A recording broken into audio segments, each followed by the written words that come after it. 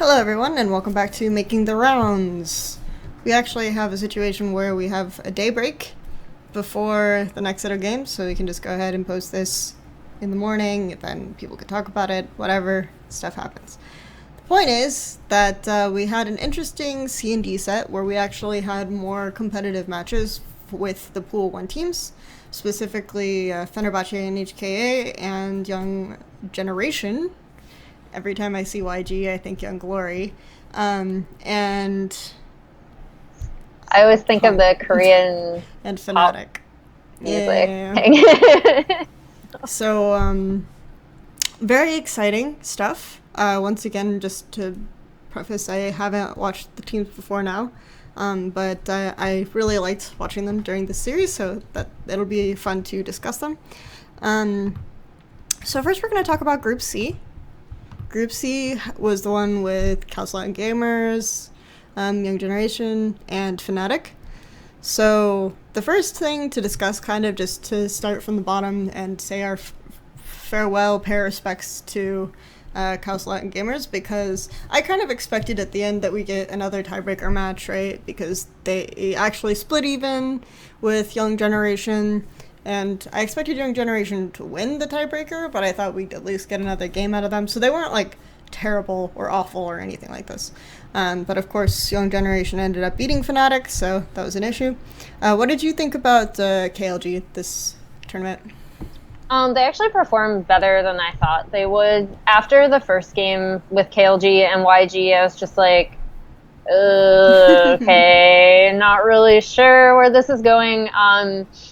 I think, so based on what little I saw of them domestically, they boot camped in Europe, I believe. And I think that helped them. Sure. Like, I think they came to this group a much better team than I thought they would. Now, that being said, I think my main issue with them is that it seemed like they had learned a lot about, like, what they should do, and they just couldn't execute it. Sure. From everything from, like, early game, really questionable, like, gank decisions or invades to mid-game transitions, like, all of it. I think it was obvious that they learned a lot, but they weren't necessarily able to put a lot of that into practice. Like, I don't know, I feel like a lot of their mistakes had some semblance of thought behind it, but then, like, the execution was just really, to use, like, a League of Legends meme, I guess suboptimal. So I'm not sure how much you have to say about how they performed. Actually, I wasn't too... I enjoyed, like, Monteraya. I thought he played well, and obviously there are all the memes and everything like this. I think that they put themselves in weird positions with draft. Like, you had the one KLG versus Young Generation series from last night where they had basically all losing lanes, and Young Generation played very well around having a strong jungle matchup and everything else. And also, okay, another thing that they did poorly was that you could see the contrast between how KLG played against Fnatic and how Young Generation kind of played against Fnatic, in that when Fnatic decided to send, like, 5 people to the bot lane and push super hard to tier 2, KLG were just like, yeah, we'll farm some camps and stuff. Didn't really know how to make trades effectively. They actually didn't have that terrible, like, I think that they adapted well. Like, their second day showing was better, even though they didn't win games, in my opinion. I think that for example, they were able to force backs out of Fnatic and win turret trades that way. So, yeah. I mean, they also, like, had a better understanding of, like, when they were going to do the swap. They went mid first in case Fnatic had a tempo advantage, which I think is really smart, because if you are afraid of losing a tempo advantage, you generally always want to go mid, and because you're not going to win a side lane trade. So I think that was smart from them, but they ended up just being able to match because Fnatic was behind in that game. So I think that you saw, like, small ways in which their decision making improved, and I think that they benefited a little bit from just being at the tournament, So I think that was a nice thing to see from them. Anything else? No, I think that pretty much covers it for me. For them, I mean, like I said, like they honestly did perform a lot better than I thought they would. Is there something in particular, besides what you've already said, that you thought they did better? I think so. I know like Tierwolf didn't have the best performance, but I do think they tried to play around their bot lane a little bit better. And by that I don't mean like actual like just their laning, which is kind of what they previously relied on, but I think they played with the pressure a lot better down there. Unfortunately, I also think that's kind of what led to them having these kind of single damage comps, which didn't end up working out particularly well for them when they couldn't match objective trades come like early in mid game. So, but I did think that they were able to recognize some of their team strengths a little bit better than what I saw of them domestically. Now, I think what people are mostly interested in from this group is actually the back and forth between Young Generation and Fnatic, because you had a really close game on day one, and then Young Generation ended up actually beating Fnatic and bypassing the need for a tiebreaker. They also lost to KLG the first day and came back the next day. The really obvious thing that people are pointing to is the fact that they weren't playing with Ren, right? They swapped out Run for Nocti. Yeah. And ended up doing much better overall in both of their games. Do you think it was just that Nocti was a better top laner, or did you think there was something else going on? It's kind of weird because in qualifying here, they played with Ren. So I wasn't sure, like, I'm not sure what, and I haven't watched enough of them domestically to know, like, what goes into that decision, right? Sure. But I do think that, in my opinion, Nocti is a stronger laner. And also, if you look at some of his rotations for, like, down river early, I'm thinking of one specific game, and I can't remember which one it was. I think it was the Fnatic game. But I think he had a better understanding of just how to play the lane in relation to what was going on. And I also think it allowed them to... so going in, I thought that Young Generation wouldn't be able to recognize or play with side lane pressure as well as Fnatic does, just because that's kind of Fnatic's thing.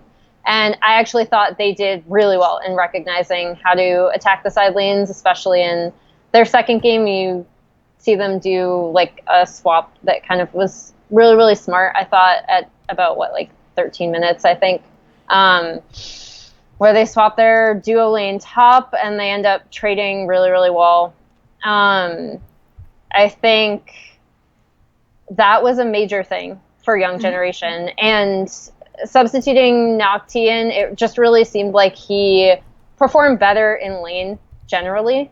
And that allowed them to transition that pressure inside lanes a lot better than I thought they would. Yeah, I think for me, the Nocti thing was actually just there's more organization as well later on in the game. I felt like they were less likely. Like I heard that Ren is more likely to play like well with when you're doing like a 1-4 comp or something like this. So Ren was frequently caught out by himself on like Gragas and stuff like this, which was not effective in the games. So if that's true that he's used to playing with more like hold mid, split push side lane sort of style, that makes sense. So moving in when they decided that they're going to play with more tank style compositions, do more team fights, play more around having strong mid bottom, then I think it makes sense to go with Nocti, and that showed. So that's generally my feeling about that particular substitution. As well as, so it ended up being the situation where you said that you think that their side lane trades were really good, but for me, what stood out was how Young Generation really had Fnatic's number, and that they could exploit the fact that Fnatic just will never go mid. Both games, they managed to get the tier 2 mid turret before like 20 minutes, in the first game, I think it was like within the 10-minute mark where they got the mid-tier 2, and then the second one it was like around 18 or something like this. So the fact that Fnatic won't reinforce their mid pressure, often it was off of the fact that, like in the second game, it was off of the fact that 3 Fnatic members went top with 0 pressure in other lanes, and they just ended up pushing in, and Caps isn't gonna solo hold mid lane. And when you have the situation like in the early game, you said they traded super well on swap. Well, they were going to be behind in tempo because Reckless had a major item disadvantage and he was dying and things like this, but they could have made better trades if they just went mid. And Fnatic just never will go mid. Like, they have some kind of allergy to the mid lane in general. So I think that Young Generation did very well playing to that. I am disappointed because I feel like Fnatic fixed this problem to an extent in the H2K series that helped them qualify. Like, they're much better at going to mid, especially because H2K can abuse that sort of weakness really well. And yeah, they just didn't. It was really sad to see that this really let them down in this tournament. I think it's great that Young Generation played so well to it, though. And just in general, also from their KLG game from last night, you could see that they are good at identifying when they can use jungle pressure, when they have strong lanes. And so for me, like, their use of mid pressure was actually the defining thing for Young Generation that made them look really strong. Even though, you know, obviously their AD carry played well, but I feel like Reckless just had a brain fart or something that series, because he just, like, okay, you know they have vision on you, and they look like they're backing, but if you walk back into the lane, you know, they probably won't. Or just moments like this where, they're pushing like 2 waves under my turret, and I'm really frustrated because I have to last hit with Tristana. I should all in now. Yeah, some of those were really awkward. So it's hard to give them like credit for playing really well to side lanes when it felt like just Fnatic FFing randomly and inting several times, and then not responding well when they had the tempo advantage and swap top. So I don't know. It was really an interesting series, but obviously for me, like, the fact that they played to mid and identified they could play to mid was the really strong thing for Young Generation. Yeah, I think the Cassidy pick reflected that pretty well. I also think that Palette, so his Lulu was something that was a standout in their qualifying series, and I know a lot of people are going to call out Big Koro because he did play really well, or like very like visibly he performed well. But I think Palette shouldn't be underestimated, especially the Lulu. Like, that actually might be something going forward that teams should look to ban out, possibly. That dude's glitter lenses were on point, like, every time. Yeah. He always it was good. It was really smart. I thought his Lulu play was really smart. So even though, like, yes, Reckless didn't have the best showing, and there was also the weird, like, top lane solo kill, that was kind of bizarre if you go back and look at it, but yeah. I think the dive was super fun. I enjoyed that. Broxa was doing Broxa things, like showing up to the scuttle before it spawned. We thought he fixed this, though. That's what I mean, I never believed that Broxa fixed anything. Like, that was the one thing I was not really willing to believe. So that's kind of the issue, is that I thought that they were better at going mid just as a team and reinforcing mid as a team, but I didn't really think that Broxa would be a better jungler suddenly. So, yeah, I guess it's an interesting situation. I mean, I think the thing to call out, like, before moving on, is that it's not, so even though I think Young Generation, again, like, they performed better than what I thought I would see out of them, and they very obviously were able to identify where they could take advantage of Fnatic in game. I think it's important to call out that these problems that Fnatic are having aren't exactly new. Like, it's not anything that, like, looking at what happened in game, it was surprising that there was the upset, but the actual mistakes that Fnatic were making weren't anything that I hadn't seen out of them domestically. Yeah, it's also true. I think the thing that I'd look at for young generation for where they were a little bit weak was they seemed to be good at playing to lane pressure, but they didn't necessarily use it well to go for neutrals. Things like Dragon and Rift Herald, I felt like they played sort of poorly around. Baron also. So like they'll Yes. get good turret trades and they'll play this type of situation well if you make a mistake that lets them get a tempo advantage. But I don't necessarily think they are the best at converting that into to neutrals. So that's something that like I was kind of shocked that okay, you're winning bottom lane. You have so many free opportunities to just take this ocean and then destroy bottom lane, and you swap away from ocean. You get ocean at like 18, and you're just like, okay, this is cool. So when you notice that when young generation have control and tempo advantage, like neutrals just don't get taken. So, yeah, it's one hesitation for me. In any case, that's probably a good wrap up of that. We'll talk a little bit more about these teams when we talk about previews. Let's move on to Group D briefly. What did you think of Rampage? Like, Yeah. I think I kind of expected them to be pretty poor just because the Japanese representatives in the past, like, obviously this isn't necessarily something that you want to always rely on, but I didn't have high expectations for them because the Japanese representatives haven't necessarily done super well in past tournaments. But, I don't know. Like, they were interesting. Let's put it that way. I didn't think they were going to take a game. It's pretty telling in my preview of this group that I didn't really mention them that much. And I only watched their finals to prepare for it. I think they were just, it's sad to me because the Japanese region, I think it's really it's going to be really difficult for League of Legends to ever be a big thing in Japan, which is going to be something that is kind of holding their region back just because it cuts down on the available amount of players that you're going to have coming into the game at all. And you notice that all of these teams have, or most of the Japanese teams have Korean imports, including Tussle and Dara, who are both on Rampage. Tussle is never a jungler who's impressed me all that much, and he still didn't in all of these games. I just think they came into this and were just kind of outclassed by both teams that were in their group. I think Fenerbahçe is the best, and I said this before the group stage started, but they're the best minor region team here.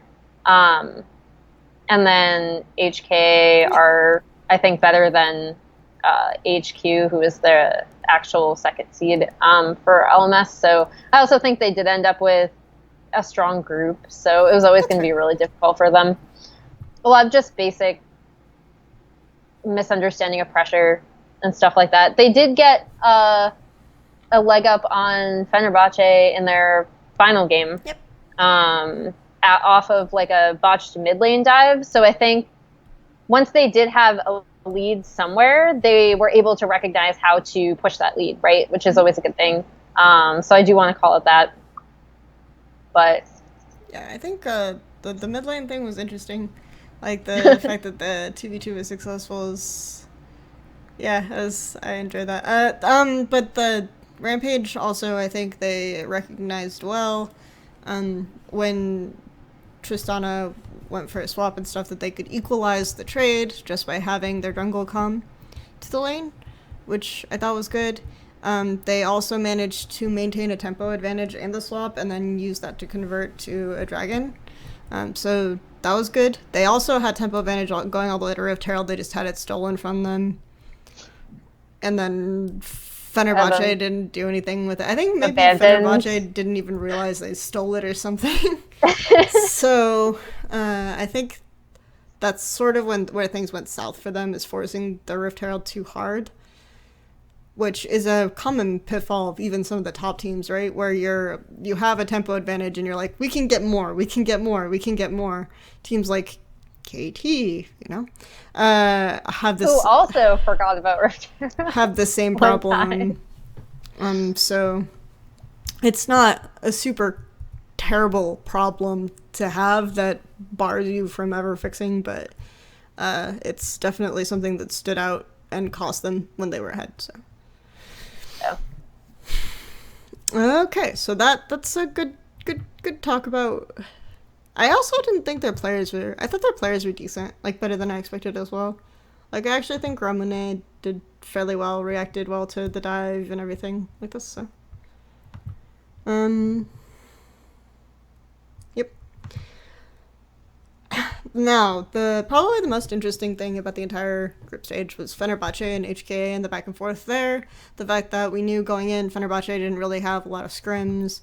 The fact that they had a sub-jungler, and there was maybe this discussion of, oh, the jungler is actually better than Move, so this won't be a problem, right? But what did you think about Crash in the context of Fenerbahçe?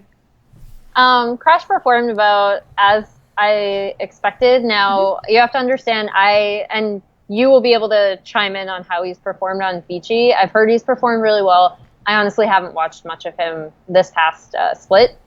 I know of him previously when he was on Longzhu, which is probably why he might have been able to step into this position and communicate with Frozen pretty well, because going into this tournament, one of the reasons why I ranked Fenerbahçe so highly is the jungle mid synergy between Move and Frozen and how they facilitate Frozen. And obviously that was still huge in their games during group stage. But that was kind of why going in, I was really sad that Move couldn't come, despite the fact that Crash has performed fine for the team, because I thought that was a huge part of why they were so successful. And I was worried because Crash is, I know, and again, you can correct me if he's changed on Vici, but like, I know him as a very selfish jungler. Sure. And I'm not even saying that's necessarily a bad thing, but when I'm thinking of what Crash does, he likes to keep a lot of resources to himself. He likes to invade. He likes to go toe-to-toe with the opposing jungler, right? And Move is not as much that as he is about facilitating his lanes and the team, especially Frozen. So that's why I was concerned. I know I made a couple of remarks on Twitter that I was concerned before games started. But I thought Crash performed fine. I think the unsung hero of Fenerbahçe is Thaldrin. I actually really loved a lot of his setups for team fights for this team. And I think if there's a player that you kind of is flying under the radar right now and you kind of want to watch what he does, he's been on several Turkish teams now that have come to international competition. And even though he was kind of swapped out for Fabulous when they were both on Supermassive, because he was like the less flashy or like mechanically strong top laner. But I think Thaldrin is a smart player, and I think it really shows. I think it really showed in these games for Fenerbahçe. So I was really happy at some of his positioning around team fights and what he brought to the team from the top lane. I think it made a difference for Fenerbahçe and maybe provided kind of a stability so that Crash could do a little bit more as well. And yeah, I mean, they, even with the sub-jungler, they played through Frozen. Padden was Padden. Yeah. Like Thaldrin and Japone do like double time because of Padden, even though Japone is not the best either, but yeah. Yeah. Padden is, it's not surprising. It's a good meta for Padden. Yeah, he did the same thing in their finals. I know a lot of people are hearkening to Wild Turtle, and that's a pretty apt comparison, I would say. I mean, I follow this girl on Weibo, just as an aside, who translates certain things from English social media and then has her own interpretation of them. And she was like, I don't know why they're calling him Wild Turkey. Is it because Turkey is a wild card region, so it's wild card Turkey? And then it's just like, no, let's try That that. is hilarious. Yeah. So that's it's Oh just my kind of a God. random aside, but it was a good. I don't know. I think that the way they played with Crash was logical. Like the fact that you in this meta can't really have expect a jungler to come in. Well, you not in this meta, just in general, you can't really expect a jungler to come in and play intelligently to pressure in lanes, to understand the team. Like this is something that new junglers often say, which is why even though people say, "Oh, Crash is better," I don't necessarily think that works. You have to have like almost every jungler that's remotely cerebral says that I get used to which lanes want me to do what, and that takes a while. That's why junglers like Maxler always have a while before their teams get off the ground when he's on teams like that. But I think that overall you had a good approach, which was just put Crash on something that will farm, pick strong lanes so that he doesn't really have to do much, and then team fight with him. And I think that came out fine. It was okay. I wouldn't necessarily give Crash a ton of credit for these games, though. But No, and I mean, like, a lot of them, so a lot of their games against HKA, obviously, HKA has a significantly better bot lane, and I think that showed. I also think that these teams were weirdly evenly matched, and a lot of it came down to, like, botched execution or, like, 50-50 Barons or kind of weird. I don't know. I don't necessarily want to say luck, but like I think when push came to shove in a lot of the mid to late games here, it was who was going to fumble the execution a little bit worse around objectives, and that's kind of what you could see, especially in some of these Baron setups in the HK Fenerbahçe series. I don't know what you thought of those, but that's really where a lot of these games went kind of wonky for me. They were weird games, especially in the case where you had, I think Fenerbahçe just are not used to Rift Herald as much, and I don't know why that would be.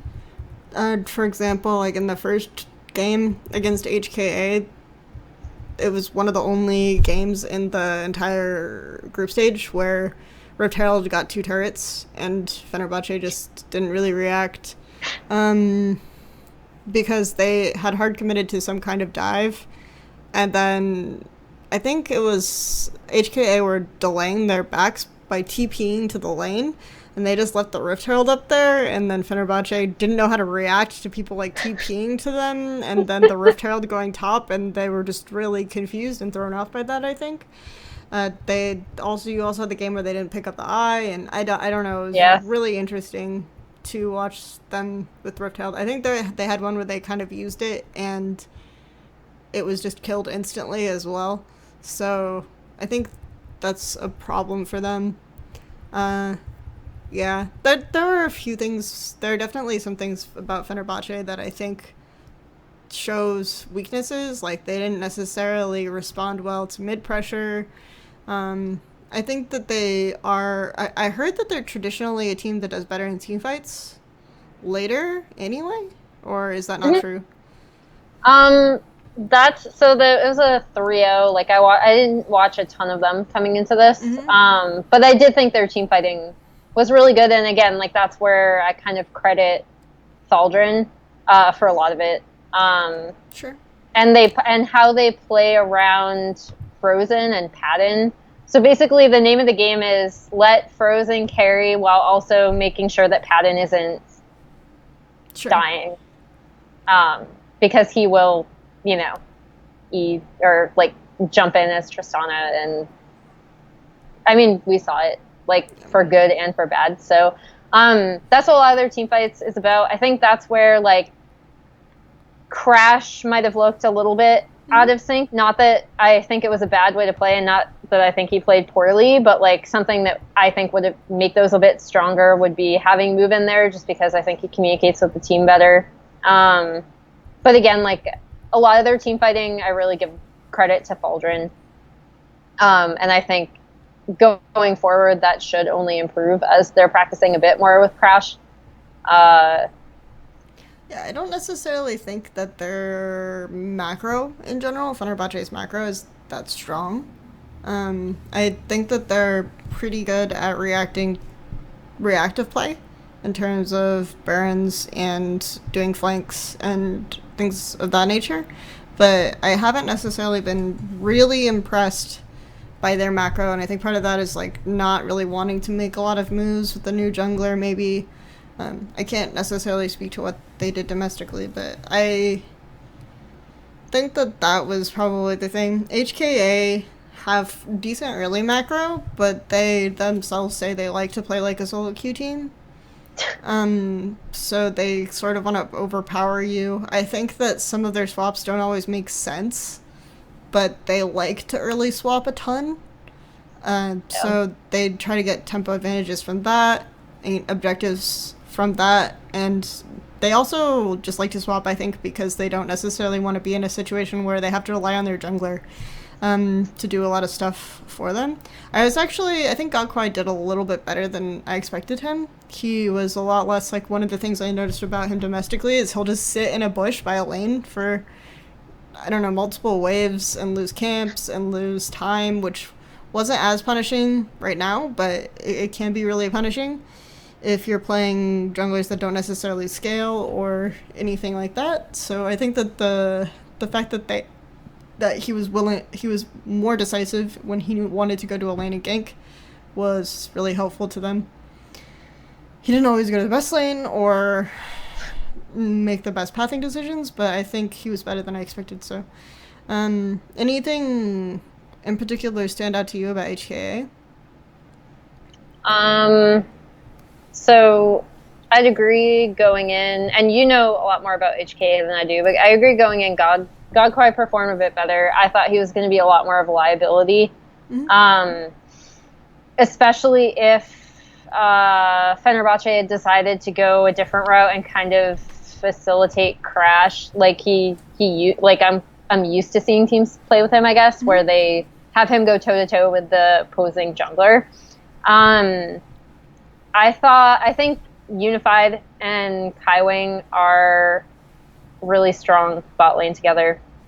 And I think it showed that HKA were heavily reliant on them getting bot lane advantages. And they didn't always know how to transition those. So I think, like, if I'm looking at where you can pick this team apart and where Fenerbahce kind of took advantage, even though, like, again, I want to reiterate that a lot of it came down to, like, weird neutral objective control or, like, wonky team fights that were, like, mid to late. I think maybe that's where you try to attack HK, is when they try to do those swaps with their bot lane, because they're not always the best decision, in my opinion, even if...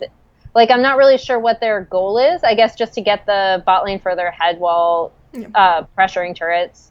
In a couple of games that I saw them play domestically, they would swap, and then the jungler would go top, and they would try to set up a dive, like, auto. And I don't think you can consistently do that. And most teams, when they do counter swaps, are really good at putting up, like, river wards and what I refer to as, like, a standard swap ward setup. So I don't think that necessarily works well, or is something that they should expect to get results for. And I think that the fact that Gokkwai wasn't camping when they would do swaps is an indication that they discovered that in scrims. Yeah. So.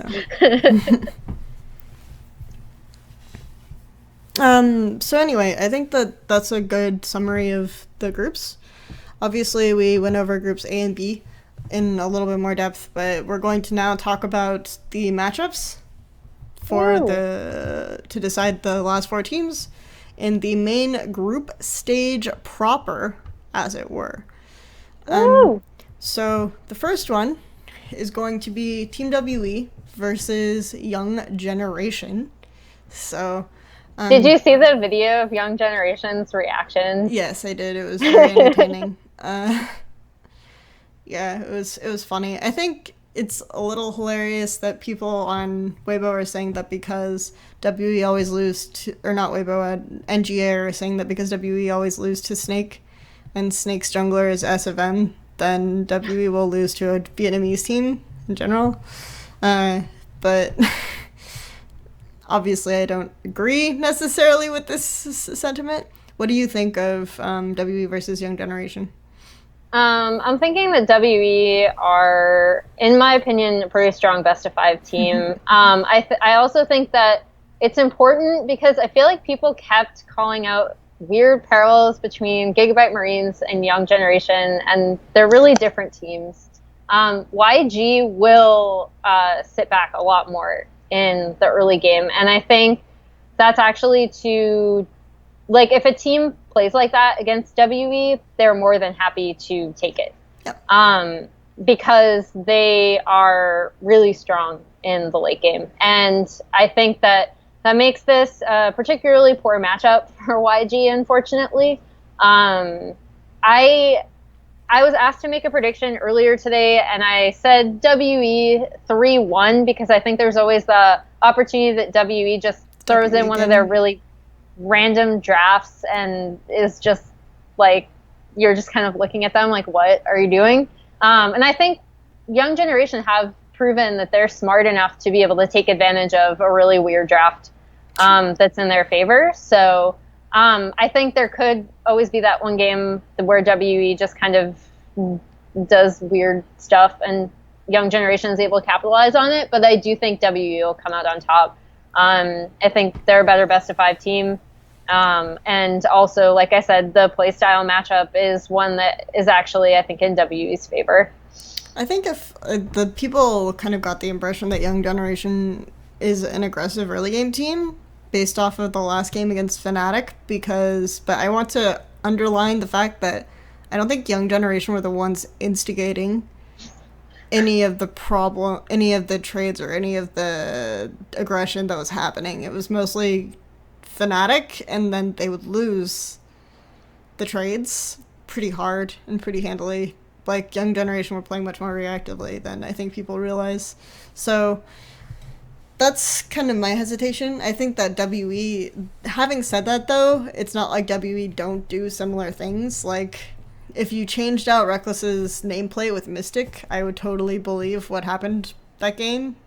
I mean, it's more feasible for me. I honestly feel like that was the worst game I've seen from Reckless since spring semifinals. So, yeah, against G2 last split. So I think that's it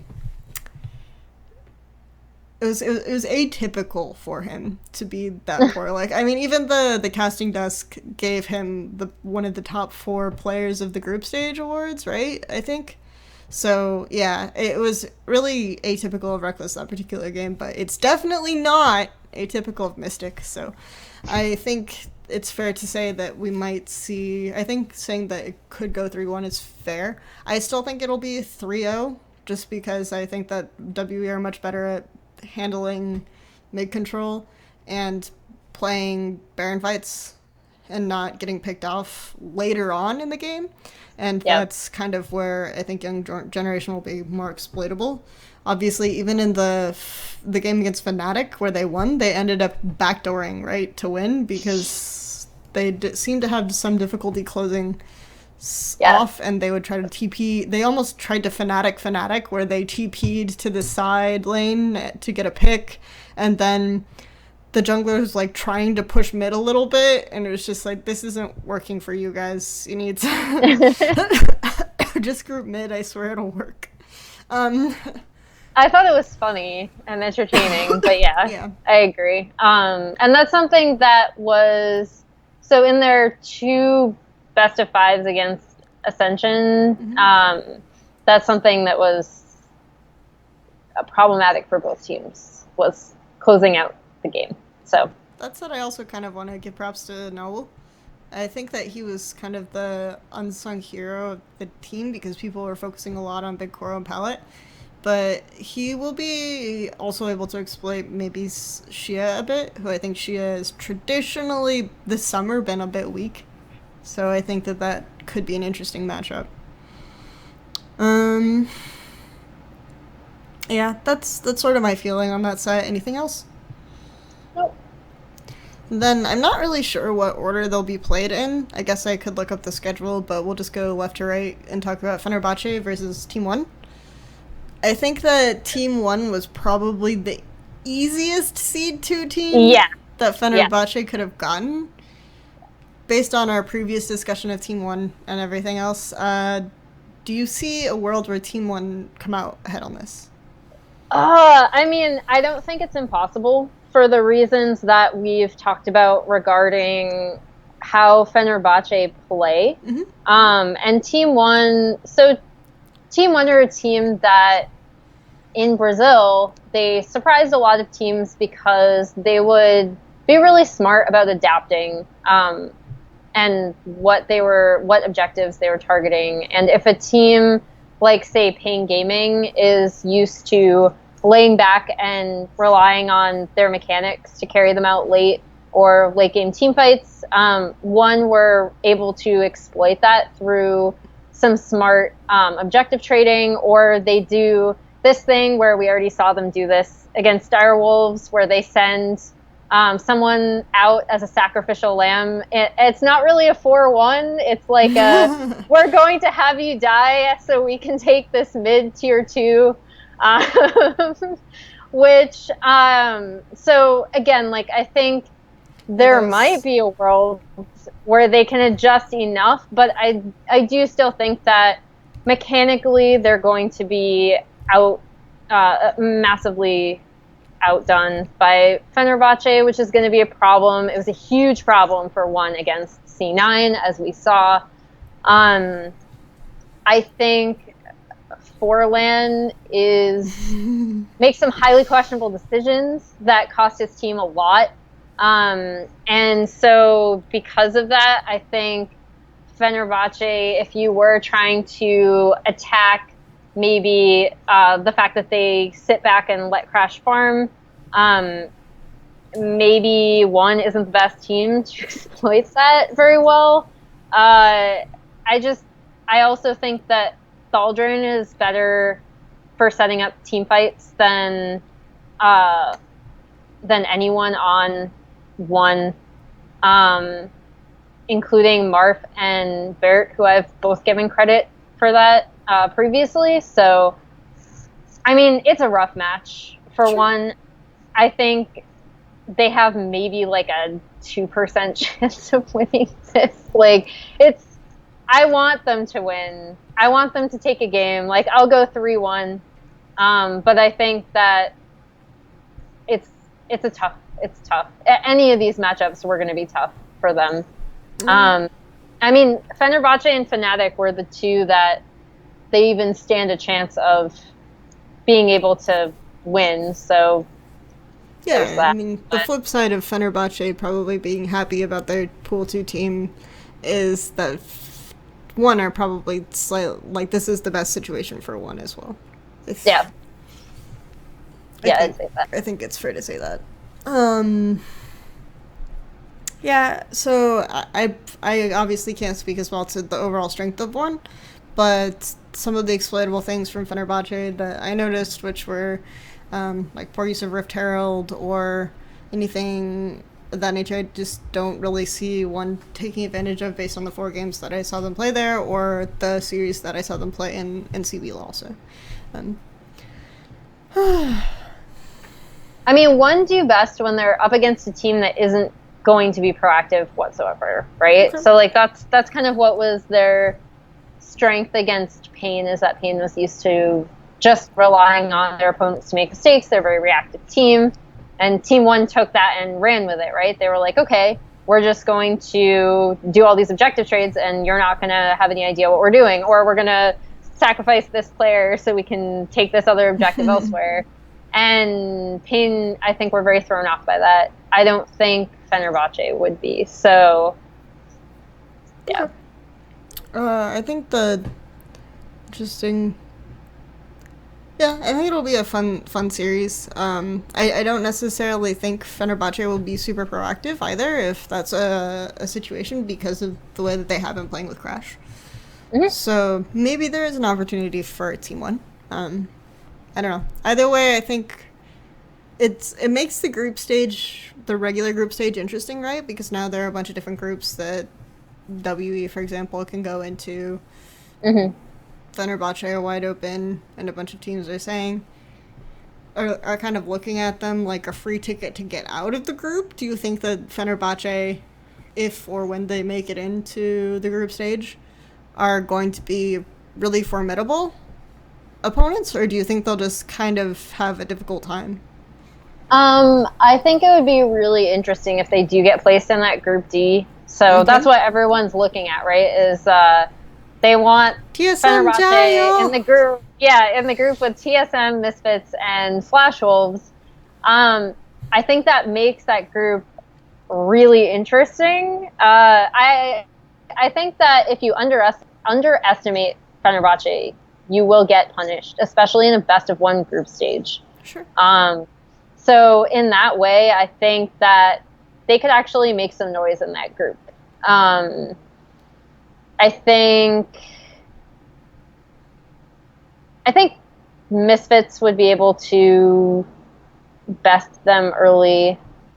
Um, Maybe. I'm kind of wondering if those two teams have ever scrimmed each other, actually, considering that Fenerbahce, as far as I know, does scrim some EU teams. I'd be curious to see that matchup. I don't think it's a free win by any means, so I think that despite the fact that so if you're comparing, do you want to go up against Fenerbahce or do you want to go up against Team WE? Obviously, you want to go up against Fenerbahce, in my opinion. But I don't think it's a free win, and I don't think people should be treating it as such if that does happen. I think that's fair. Let's see. So, what do you think about after that matchup? We have um, the Cloud9 versus Leon gaming. I've been yelled at What? for how I pronounced it on the last episode. So Yeah, I think it is. it's Leon, Cloud9 versus but Leon. How do we feel about this particular matchup? it's going to be interesting. So previously, I wanted them to go up against HKA or C9.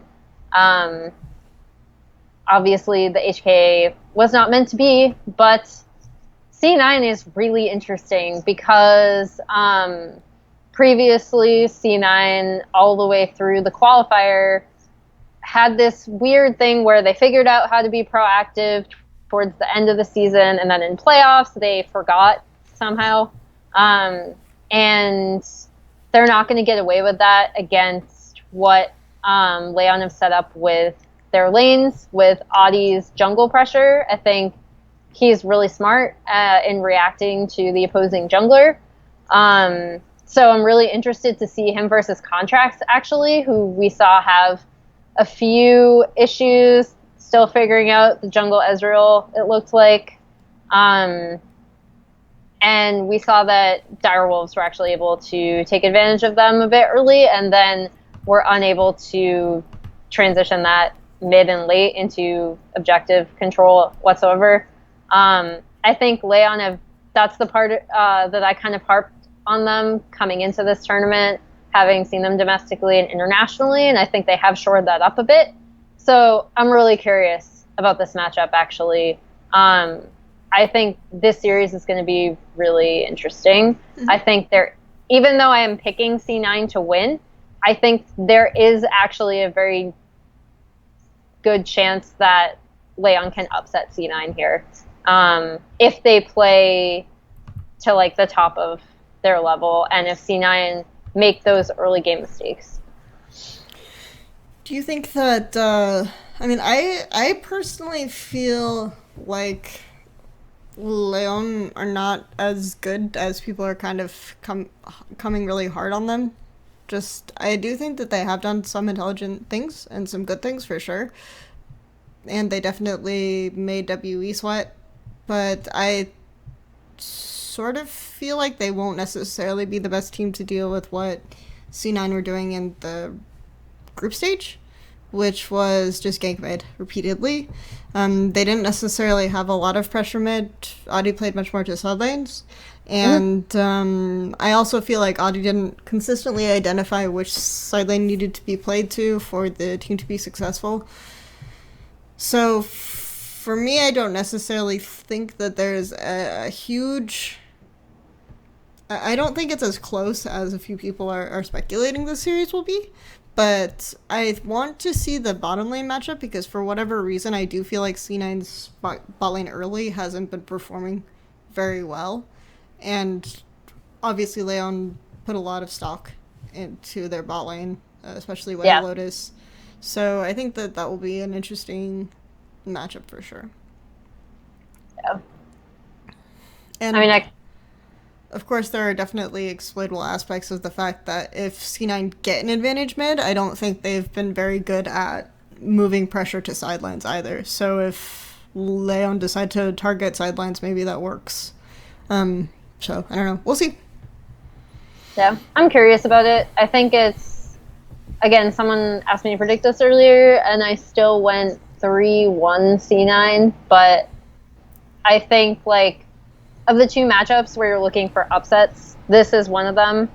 And then the next one's going to be the one that we're going to talk about. I also was not really impressed by their team fighting overall, Leon. Maybe that was just because they were against WE. But I mean, yeah, they had the two good team fights that were set up well by Seiya. But consistently speaking, it felt a little bit like there wasn't as much coordination with where the ADC should be positioned and in relative to the tank line. So when they had front to backs, it was really awkward, and they picked more complicated team fighting comps that ended up falling apart a little bit. So I think that that's something to be concerned about because I feel like C9 will play, even if they mess up their early game, they'll play a bit like WE. Oh, yeah. And so I don't necessarily feel like that's I feel like it's a bit easier for C9 than people are advertising on Twitter or being like really hyped about. But hopefully I'm wrong because I would really like to watch a competitive series, and it's always cool when emerging regions, really level up and surprise people. So, and then of course the final series that everyone is probably the most excited for because it's two major region teams matching up, and that's Hong Kong Attitude versus Fnatic. Mm-hmm. So, I mean, how shocked would the community be if Fnatic didn't make it, right, is my question. I mean, it would be really not a good look, to say the least, especially since going in, there was still a question of people, like we talked to Xander, for example, right, mm-hmm. who maybe he's just like me where he has a lot of trouble seeing past like a lot of teams' weaknesses, because I know I'm really bad about that with Korean teams even. But I know he was even like, why a third seed, like why we're gonna have a lot of trouble.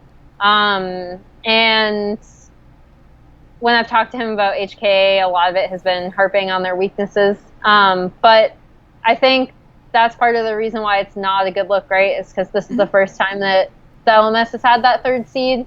And for them to knock out Europe's third seed, especially with all that's been going on in Europe, would just be unfortunate.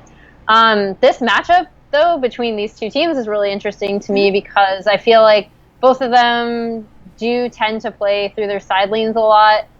Disregarding Reckless's like brain fart that he had versus Young Generation, I think these two bot lanes it's going to be really interesting to see them go head to head and how both teams play around bot lane pressure.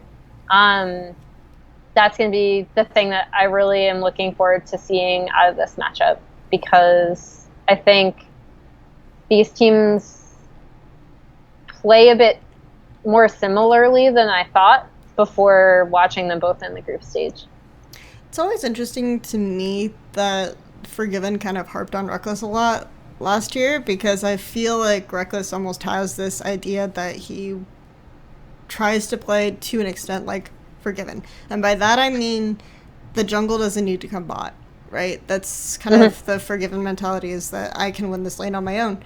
And maybe that's not completely what Reckless has always felt like, but it's just I'm fine in my lane at the very least. And so there's usually kind of poor vision coverage or poor setup around bot lane and poor coordination with bot lane and the jungle on Fnatic teams. This was something that was exposed to an extent even in the 2015 iteration of Fnatic by Origin. So for me, I guess, I think that if HKA is kind of key to winning is to abuse that a little bit, because by using their own jungler, because I do have a lot of respect for Kai Wing, and I think Kai Wing is a really good support, but I don't necessarily think, like, Unified is still relatively new, and Unified will make a lot more questionable decisions, so I think in isolation this is still a Fnatic favored lane, unless Reckless decides to have a terrible game again. And then, but the interference of their jungler probably would make it kind of a free lane to get pressure and to get momentum in, and then they can do the swaps that they like to do and get ahead in that regard.